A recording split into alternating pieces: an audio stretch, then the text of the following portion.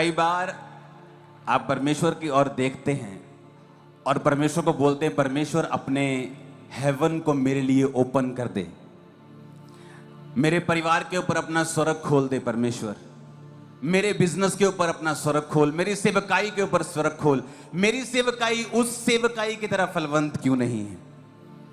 और हम बाइबल को भूल जाते हैं कि बाइबल में कभी भी अपने आप स्वर्ग नहीं खुला। बाइबल में कभी भी अपने आप स्वर्ग नहीं खुला। स्वर्ग खोलना पड़ता है अपने डिसीजन से, अपने विश्वास से, अपने विश्वास के कदमों से, खुदा को खुश करके। चाहे प्रभु यीशु मसीह उसका एक लौता पुत्र था और धरती पे आया, अपने माता पिता के वश में रहा, ये जानते हुए कि इन सबको मैंने बनाया है, फिर भी वो अपने माता पिता के वश में रहा। 12 साल की उम्र में प्रभु यीशु मसीह को मालूम था कि उसे अपने पिता के घर में यानी यहोवा के भवन में रहना जरूरी है, लेकिन वचन कहता है फिर भी वो अपने माता पिता के वश में था। फिर भी हेवन ओपन नहीं हुआ, लेकिन बाइबल कहती है जब वो वचन को मानता ही चला गया और वचन को पूरा करता चला गया, और जिस दिन प्रभु यीशु मसीह ने बपतिस्मा लिया, लिखा स्वर्ग खुला और आसमान से कबूतर की नाई पवित्र आत्मा उतरा और आकाशवाणी हुई कि ये मेरा प्रिय बेटा है, मैं इससे बहुत खुश हूं। तो स्वर्ग अपने आप नहीं खुला, परमेश्वर के विश्वास ने उस स्वर्ग को ओपन किया। प्रभु यीशु मसीह के वचन पे लगातार चलने के कारण, पिता को खुश करने के कारण, और पिता ने यह वचन बोला कि ये मेरा प्रिय बेटा है, मैं इससे बहुत प्रसन्न हूं।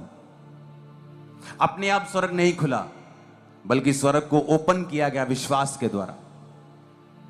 कई बार आप वेट करते हैं, परमेश्वर कब तू मेरी जिंदगी के ऊपर बरकत देगा, कब तू मेरी जिंदगी के ऊपर आशीष देगा, और हम ये बात भूल जाते हैं कि परमेश्वर ने कुछ विश्वास के कदमों को हमें लेने के लिए बोला है और वचन पे चलने के लिए बोला है।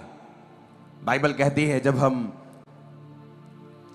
लूका 5 उसकी 3 और 4 आयत पढ़ते हैं तो यहां पर एक स्टोरी परमेश्वर ने लिखी है।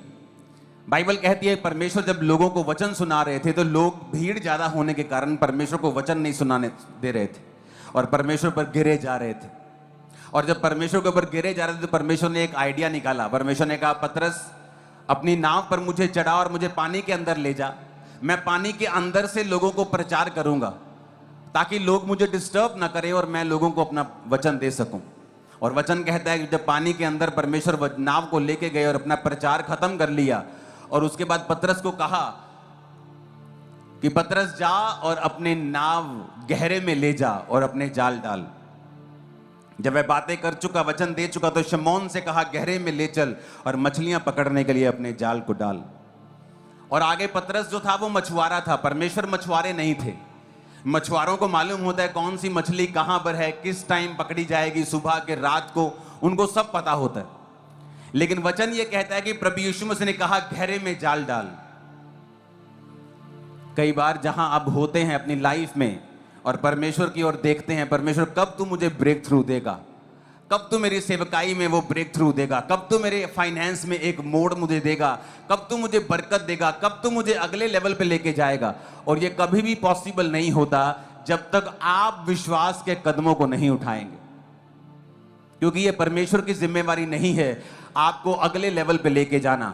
उसने आपके लिए व्यवस्था ठहराई है, अगर आप उस व्यवस्था को, उस वचन को मानेंगे, अपने आप, चाहे आपका फाइनेंस हो, आपकी सेवकाई हो, आपकी लाइफ हो, आप खुद ब खुद अगले लेवल पे जा सकते हैं। वचन आपको ये ताकत देता है। इसीलिए बाइबल में लिखा है, जब आप होशे 4 उसकी 6 आयत को पढ़ते हैं, कहता मेरी ज्ञान न होने की वजह से मेरी प्रजा नष्ट हो गई, तूने मेरे ज्ञान को तुच्छ जाना, इसलिए मैंने तुझे अपना याजक रहने के लिए मैं अयोग्य ठहराऊंगा। परमेश्वर कहता शैतान की वजह से प्रजा नाश नहीं हो रही। आज लोगों की जिंदगी से शैतान जाता नहीं। क्यों नहीं जाता? क्योंकि वो शैतान को महिमा देते हैं। ओ ये दुष्ट आत्मा मेरे जीवन में 20 साल से है, ओ ये जादू टोना मेरे जीवन में 10 साल पहले का है। क्रिश्चियन होने के बावजूद भी परमेश्वर ने बाइबल में एक भी जगह नहीं लिखा कि शैतान की वजह से मेरी प्रजा नाश हो गई। जब भी उसने यह लिखा कि मेरी प्रजा नाश हो गई, कहता ज्ञान ना होने की वजह से। वचन में लिखा है कि धार्मिकता के लिए मन से विश्वास किया जाता है और उद्धार के लिए मुंह से अंगीकार किया जाता है। यानी अगर तुझे धार्मिकता चाहिए, परमेश्वर के सामने तू धर्मी होना चाहता है, तो मन से विश्वास करके प्रभु यीशु मसीह तेरा उद्धार करता है। लेकिन उसने ये कहा अगर तू उद्धार चाहता है तो तुझे मुंह से अंगीकार करना पड़ेगा। उद्धार कौन सा? मैं आपको यह सिखा चुका हूं कि बाइबल सिर्फ आत्मिक उद्धार के बारे में बात नहीं करती। बाइबल सिर्फ स्वर्ग जाने के बारे में बात नहीं करती। उद्धार का मतलब शारीरिक उद्धार भी है। सबसे पहला उद्धार और इंपॉर्टेंट उद्धार वो है आत्मा का। अनंत जीवन को तुम पाओगे जब तुम प्रभु यीशु मसीह को मुंह से अपना उद्धार करता ग्रहण करोगे। उसके बाद आपका उद्धार आता है शरीर का, आपकी हीलिंग। उद्धार आता है परिवार का, उद्धार आता है फाइनेंस का, उद्धार आता है देश का। देश का भी उद्धार बाइबल में लिखा हुआ है। उद्धार को जब आप इब्रानी भाषा में, यूनानी भाषा में पढ़ते हैं, तो जब वचन ये कहता है कि अगर तुझे छुटकारा चाहिए, उद्धार चाहिए, तो मुंह से क्या करना पड़ेगा? अंगीकार करना पड़ेगा। तुम्हारा ये इंपॉर्टेंट है कि वचन इंपॉर्टेंट है? इस समय कितने मेरी बात को समझ रहे हैं? तो अगर तुम ये अंगीकार कर रहे हो कि ये दुष्ट आत्मा मेरे जीवन में 35 साल से है, तो तुम अंगीकार कर रहे हो। अगर अंगीकार करने से तुम्हारी हीलिंग हो सकती है, तो अंगीकार करने से शैतान भी तुम्हारी जिंदगी में आ सकता है।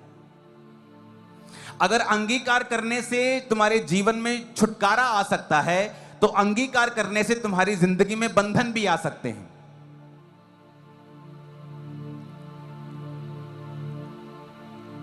तो अंगीकार क्या करना है? वो जो तुम देख रहे हो। इसलिए आदम और हवा बेवकूफ बन गए। शैतान ने कहा देखो, उन्होंने अपनी आंखों से देखा, फल वाकई में बहुत सुंदर था खाने के लिए। या वो ये सोचते कि परमेश्वर ने हमें क्या कहा है, जो हमें परमेश्वर ने कहा है वो सच है, जो हम देख रहे हैं, जो दिखाया जा रहा है, जो हम फील कर रहे हैं, वो गलत है। क्योंकि फीलिंग्स हमेशा शैतानी होती, शारीरिक होती, परमेश्वर की ओर जाने से रोकती हैं। जो फीलिंग्स होती हैं, भावनाएं होती हैं। इसलिए बाइबल कहती है हर एक भावना को वचन से कैद करके ही तुम परमेश्वर में गहरे में जा सकते हो।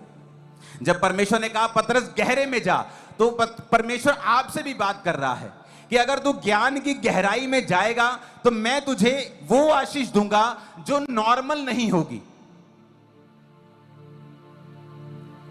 अगर आप परमेश्वर के भवन को देखेंगे, जब पुराने नियम का भवन होता था तो उसमें 3 स्टेप होते थे।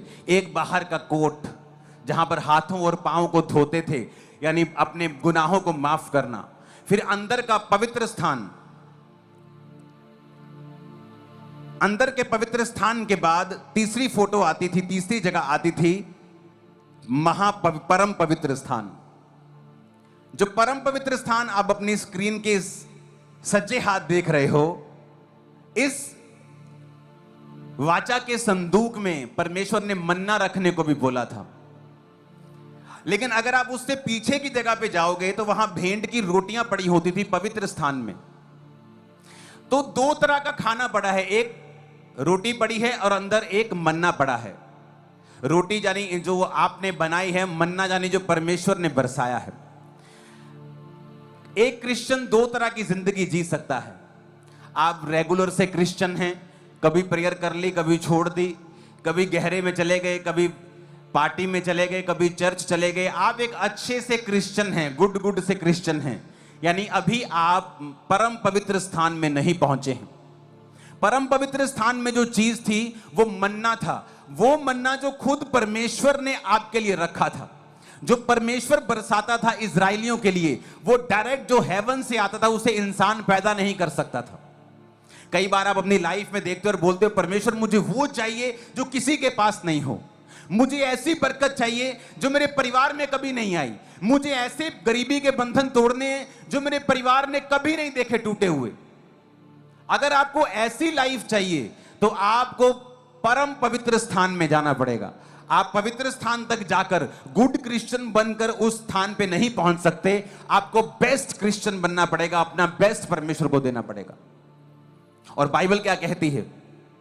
वहां पर जब जाया जाता था, इब्रानियों 9 जब आप पढ़ते हैं 1 से 4 और 6 से 8, मैं 6 से 8 पढ़ूंगा। ये वस्तुएं इस रीति से तैयार हो चुकी, उस पहले तंबू में याजक हर समय प्रवेश करके सेवा के कार्य संपन्न करते हैं, परंतु दूसरे में यानी परम पवित्र स्थान में केवल महायाजक वर्ष भर में एक ही बार जाता है और बिना लहू लिए नहीं जाता। जो परम पवित्र स्थान होता था वहां महायाजक साल में एक बार ही जाता था और लहू लिए बिना नहीं जाता था। लेकिन अब वचन क्या कहता है कि प्रभु यीशु मसीह तुम्हारा कौन है? महायाजक, जिसने एक ही बार अपने लहू को बहाकर तुम्हारे लिए रास्तों को खोल दिया है कि तुम उस मन्ना को यानी अपने लिए बेस्ट लाइफ को हर टाइम परमेश्वर से पा सको। परमेश्वर ने तुम्हारे रास्ते ओपन कर दिए। मैं फिर से समझाता हूं, पुराने नियम में महायाजक परम पवित्र स्थान में साल में एक बार जाते थे और लहू लेके बकरे का जाते थे और लोगों की माफी के लिए प्रार्थना करते थे। लेकिन जब प्रभु यीशु मसीह मारे गए और जब मरियम उससे टच कर रही थी, परमेश्वर ने कहा मैं पिता के पास नहीं गया, अभी मुझे मत छू। तो परमेश्वर के कहने का मतलब यह था कि मैं महायाजक के रूप में पिता के पास जाऊंगा, बैलों और बकरों के लहू को लेके नहीं, अपने लहू को लेके। क्यों? ताकि उस परम पवित्र स्थान तक जहां तक कभी भी आम लोगों की पहुंच नहीं होती थी और उस तरह की बेस्ट लाइफ जो परमेश्वर ने आपके लिए रखी आप कभी नहीं पा सकते थे, अब जो आपके हाथों में लहू है, जब आप उसको पीते हैं और खाते हैं, इसका मतलब है आप उस लेवल तक जा सकते हैं जहां आप पहले नहीं जा सकते थे। आप अपनी लाइफ का बेस्ट हासिल कर सकते हैं, जहां आप कभी इमेजिन नहीं कर सकते थे वहां पहुंच सकते हैं। लेकिन उसके लिए हमें गहरे में जाना पड़ेगा।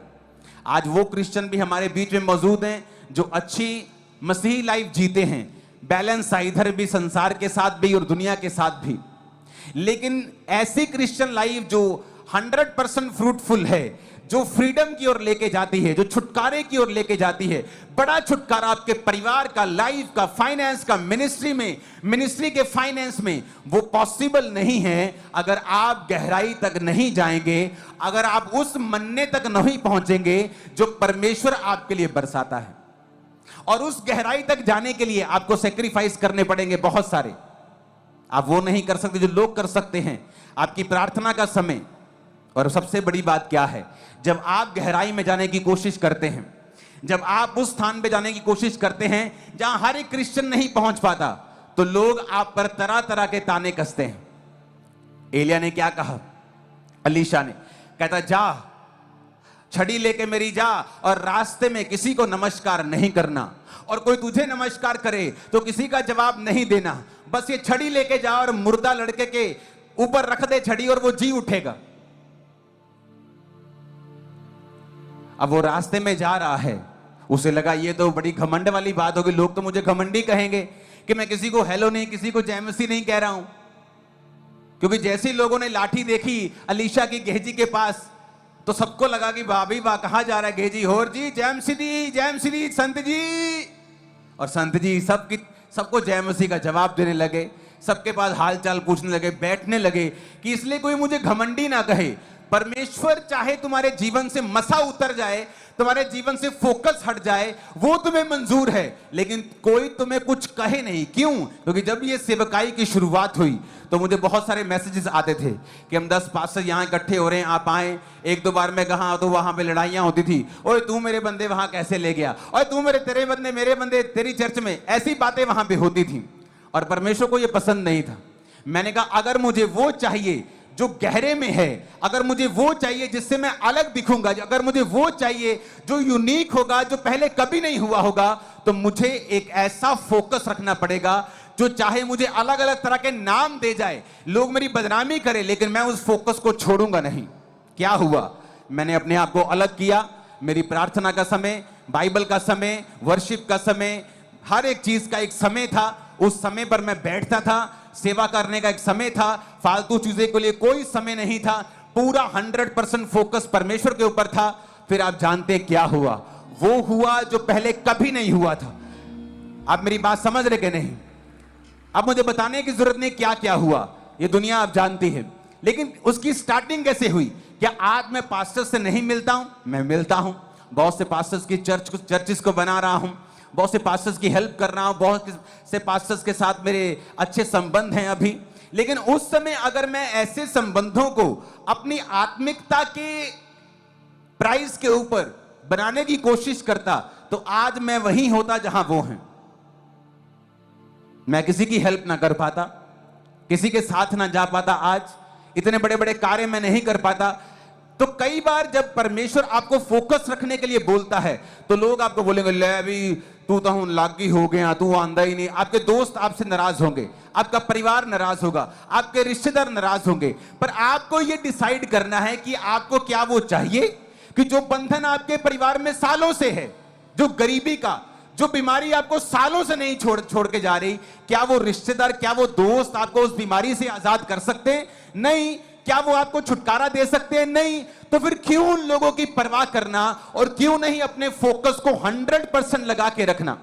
जब गेहजी को पसंद तो नहीं आया कि यार सभी को जय मसीह नहीं बोलूंगा, सबको ये बोलूंगा नहीं, तो लोग तो नाराज हो जाएंगे। लेकिन जब लोगों को खुश करता करता नीचे लड़के के पास पहुंचा तो कोई रिजल्ट नहीं था।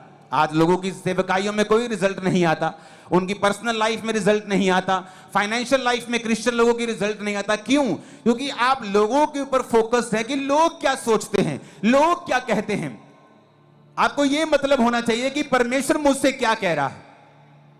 क्या परमेश्वर मुझे एक जीवित चर्च जाने के लिए कह रहा है? चाहे मैं कहीं का भी सेक्रेटरी हूं, मैं वहां ध्यान नहीं दूंगा, मैं एक जीवित चर्च चला जाऊंगा जो परमेश्वर की आत्मा ने मुझसे बोला है। अगर प्रभु ने मुझसे प्रार्थना करने के लिए बोला है तो वो प्रार्थना का समय शाम 7 से 9 है, जो मेरा दोस्तों के संग हुआ करता था या आपका टीवी के सामने हुआ करता था। तो परमेश्वर का आत्मा आपको बोलेगा प्रार्थना कर। जब आप वो समय प्रार्थना में लगा देंगे, फिर आप ये साबित करेंगे कि आप गहरे में जा रहे हैं। और जब आप गहरे में जाएंगे, फिर इतनी मछलियां होंगी, इतनी बरकत होगी कि आपको लोगों को इनवाइट करना पड़ेगा अपनी ब्लेसिंग्स में। जिस तरह पतरस ने अपने दोस्तों को इनवाइट किया कि आ जाओ, इतनी मछलियां कि मेरी नाव टूटने लगी, भरने लगी, जाल फटने लगे। और बाइबल कहती है जब दोस्त आए तो उनकी नावें भी भरकर डूबने लगी। अनबिलीवेबल, परमेश्वर ने उनको, वो बिलीव नहीं कर पा रहे थे, अनबिलीवेबल था कि इतनी मछलियां, कि वो मछुआरा जिसने सारी रात मेहनत करके एक मछली नहीं पकड़ी, अब उनकी नावें भर रही हैं, डूब रही हैं, जाल फट रहे हैं। ये पॉसिबल नहीं था केवल ज्ञान की वजह से। जब आपको ज्ञान होता है कि परमेश्वर मुझसे क्या कह रहा है, मुझे परमेश्वर की आवाज को सुनना है, मुझे परमेश्वर के वचन को फॉलो करना है, मुझे दुनिया को खुश नहीं करना है। क्योंकि जब आप दुनिया को खुश नहीं करेंगे तो दुनिया आपका अलग अलग नाम रखेगी, पर डोंट वरी, वो आपके जैसा कभी नहीं बन पाएगी। ऊपर जाता ही आपको हाईएस्ट लेवल पे जाता ही देखेगी। जो आपका नाम रखेंगे ना, आपको 8 दुगना और 10 गुना और 100 गुना और 1000 गुना बढ़ता हुआ भी देखेंगे यीशु मसीह के नाम।